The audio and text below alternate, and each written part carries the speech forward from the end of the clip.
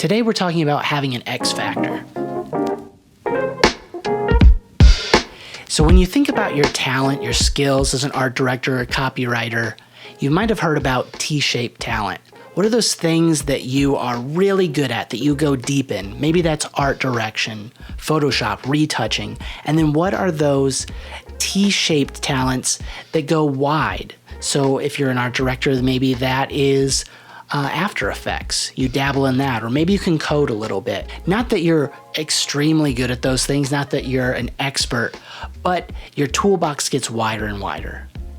And as you think about applying for jobs or pushing yourself in your career, you want to have something that stands out. We're going to see a lot of those same skills when we put up a job posting for a designer or an art director. But what we look for is that X factor. What is that one extra thing that's unusual, that sets you apart? That could be that you do cinema 4D and you actually are really into 3D.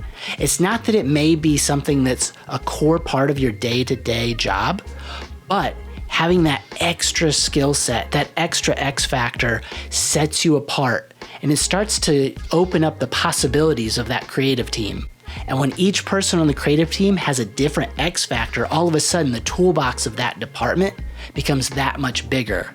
And when somebody does have a creative idea that needs 3D or animation or illustration, even though our day-to-day work may be in Photoshop or Figma, we now know who's got that interest or that X factor skill set that we can pull into that project, and it makes it that much more exciting.